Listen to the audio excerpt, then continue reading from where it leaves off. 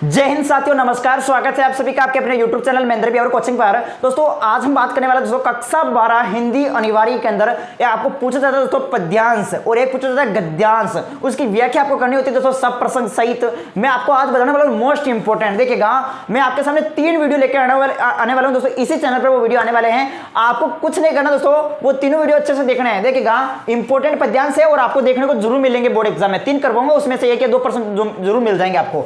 लेकिन देखो एक मेरी बात सुनो दोस्तों, वैसे पद्यांश को हल करने का मैंने एक अच्छे से आपको तरीका बता रखा है, पर वो फिक्स लाइनें मैंने बता रखी है कि सबसे पहले क्या लिखना होता है, क्या नहीं लिखना होता है।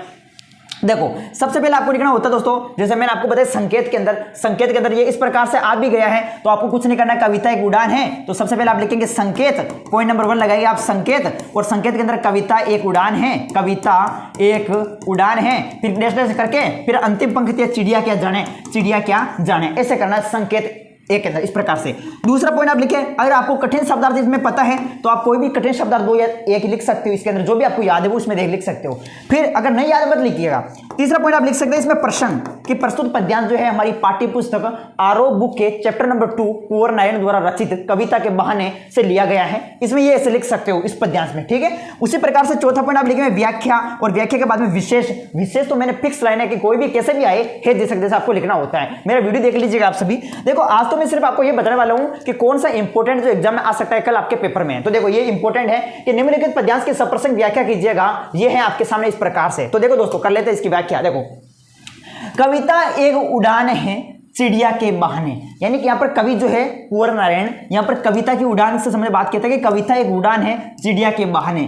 कविता की उड़ान भला चिड़िया क्या जाने। कवि कहना चाह रहे हैं कि जो कविता की उड़ान होती है वो यानी असीमित होती है, यानी कविता की उड़ान की कोई सीमा नहीं होती है। लेकिन चिड़िया जो उड़ती है तो चिड़िया की उड़ान जो है वो सीमित होती है, ठीक है। अपने आसपास ही उड़ती है, यानी बाहर उड़ती है, भीतर उड़ती है, इस घर उड़ती है, उस घर उड़ती है, ठीक है, अपने आसपास। इस प्रकार से कहने का मतलब कवि कहना चाह रहा है कि कविता जो है वो सीमित उड़ती है, ठीक है, और चिड़िया जो है वो सीमित और कविता जो वो असीमित, ठीक है। कविता की उड़ान की कोई सीमा नहीं होती है। कविता के पंख लगा उड़ने के माने चिड़िया क्या जाने। अब इसके देख लेते हैं प्रमुख व्याख्या। इस प्रकार से आपको करनी है जैसे आगे मैंने लिख रखा है इसमें। तो देखो व्याख्या आप इस तरीके से इसकी कर सकते हैं।